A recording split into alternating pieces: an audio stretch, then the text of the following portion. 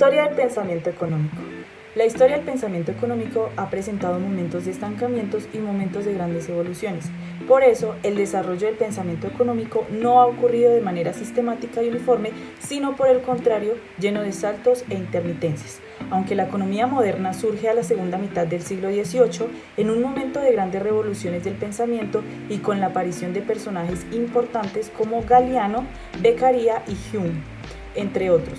Haciendo un recorrido histórico encontramos el pensamiento económico en la era antigua y en la Edad Media. Los pensadores griegos empezaron sus estudios de la economía basados en el análisis de la administración de los recursos, en especial en el hogar. Los análisis económicos no podían ser avanzados debido a la escasa complejidad del desarrollo de la producción y del mercado. En la Edad Media, los aportes a la economía giraron en torno a la relación con una importancia ética y religiosa. Por otro lado, encontramos los aportes que hicieron los griegos. Uno de los principales autores es Jenofonte, hacia el siglo 430 a.C. hasta el 355 a.C.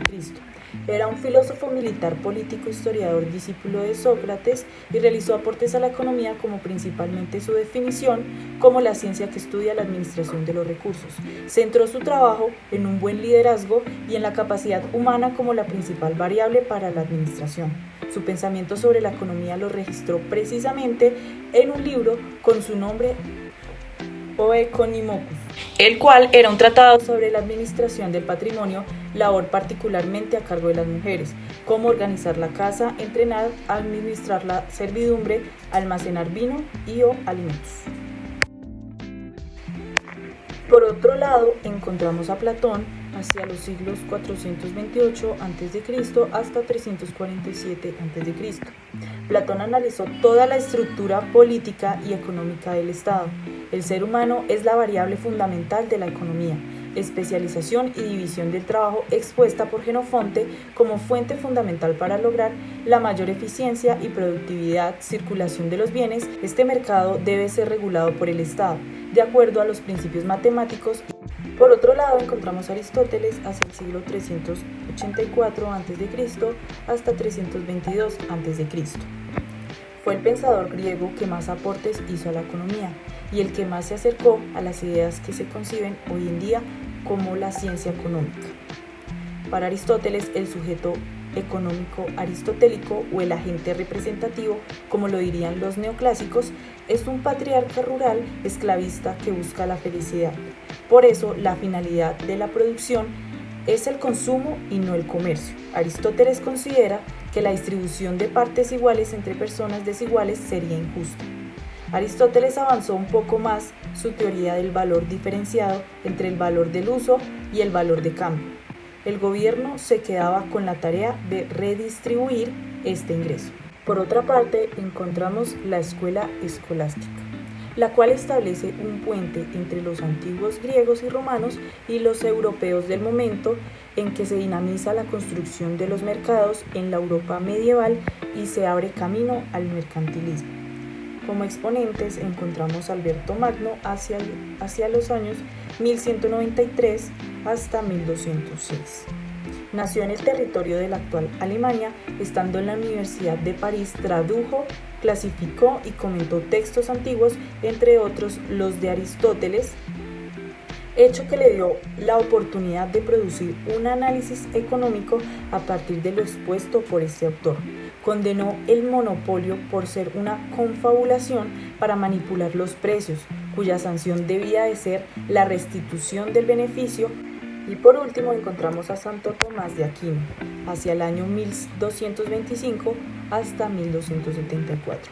Fue el más importante de los escolásticos. Santo Tomás reforzó un poco la teoría del valor aristotélico sin dejar a un lado la moral cristiana de la época.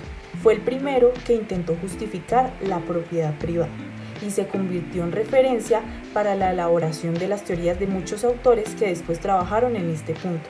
Aquino afirmó que la producción y el intercambio en el mercado no reñían con la ética, cuando se realizaba para satisfacer las necesidades de las partes. Otra parte de la economía, encontramos la economía preclásica, mercantilismo. Empezamos con el capitalismo. El mercantilismo como pensamiento económico se entiende como el conjunto de ideas que dominaron durante la época en que se construyeron los mercados europeos en su fase previa a la Revolución Industrial. El mercantilismo transformó no solo la forma de producir y comerciar, sino que cambió a la sociedad.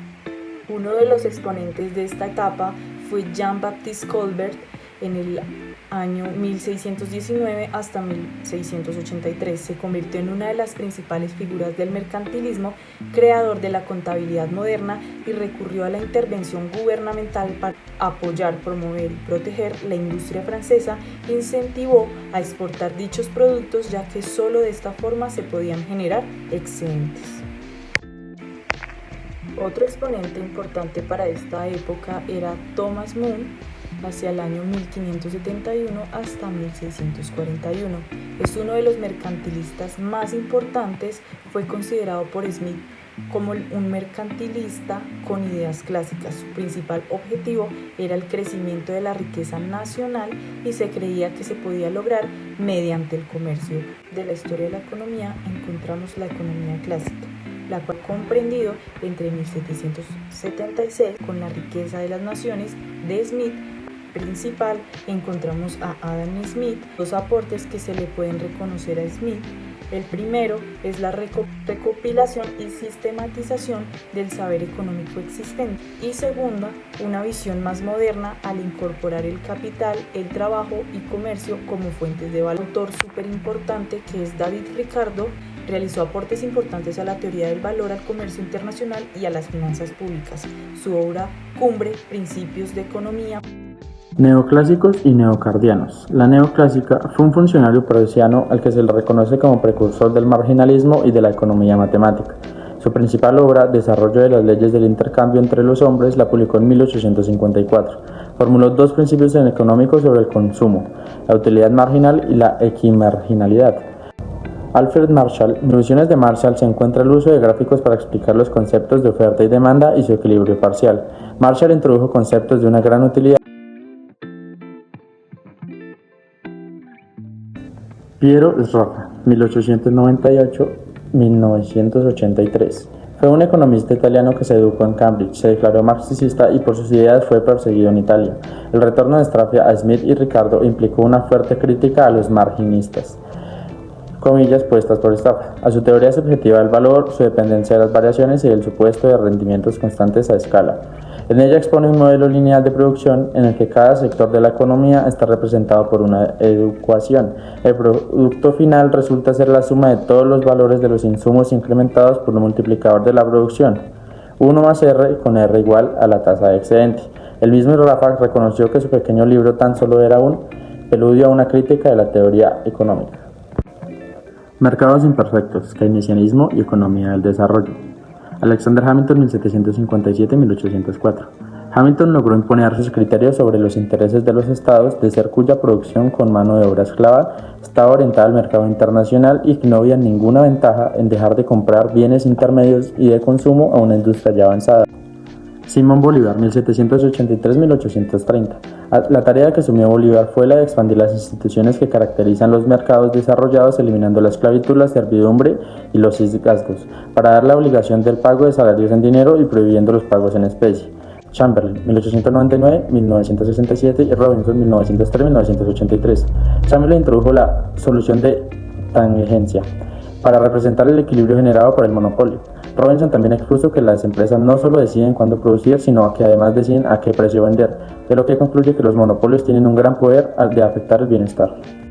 Socialismo. Conde de Saint-Simon, 1760-1825. Saint-Simon fue un crítico de la propiedad privada por considerarle una fuente de disturbios y contenía dos sistemas sociales, uno correspondiente a la época revolucionaria, fundamental en lo militar y religioso, el otro era posrevolucionario, que se apoyaba en la industria y el conocimiento científico. Robert Owen creía que la humanidad podría avanzar si se mejoraban las condiciones económicas y morales de los individuos. Carlos Marx es el historiador económico más importante de todos los tiempos. Marx afirmó que el modo de producción capitalista no es perdurable porque entraña el germen de su propia destrucción al desarrollar incesantemente las fuerzas productivas y la lucha social por la distribución del ingreso. Pero para Marx aún queda una fase intermedia en la que los trabajadores asumen el control del Estado para imponer las transformaciones necesarias en la economía pública. La economía clásica, el libre mercado, dará como resultado una asignación óptima de los recursos. El gobierno no debe intervenir en el funcionamiento del mercado. De hacerlo solo generará ineficiencia y obstaculizará alcanzar el equilibrio del mercado. Los precios se ajustan de manera natural al alza o a la baja, incluyendo los salarios. Para que los mercados logren su equilibrio, el mercado del trabajo se encuentra en pleno empleo. Si se observa desempleo, este será de carácter friccional o voluntario. La producción total está determinada por el pleno empleo de los recursos. De esta forma, la oferta está dada y los cambios en la demanda solo generan cambios de precios. La política monetaria es ineficaz, la política fiscal es ineficaz. 1711-1776. Una moderna respuesta fue anticipada por la primera disertación de Hume en su Tratado de la Naturaleza Humana, 1739. Adam Smith, 1723-1790. Adam Smith también examina por qué ciertos servicios deben ser provistos por el Estado. Esto incluye el sostenimiento de la corte, defensa, policía y educación básica para los pobres. Más general, el Estado debe proveer aquellas instituciones y empresas públicas a través de las cuales se pueden tener altas ventajas para una gran sociedad, sin embargo de tal naturaleza que el beneficio nunca sería compensado por el Teoría de la elección pública. Parte del individualismo metodológico, es decir, el individuo se convierte en la unidad relevante del análisis. También se le conoce como políticas en la novela romántica. Se relaciona dentro del ámbito de las políticas públicas con la teoría de la elección social. Esta es una aproximación matemática que intenta explicar cómo el interés individual afecta la decisión del elector. Dicho estudio fue desarrollado por el economista Kenneth et al.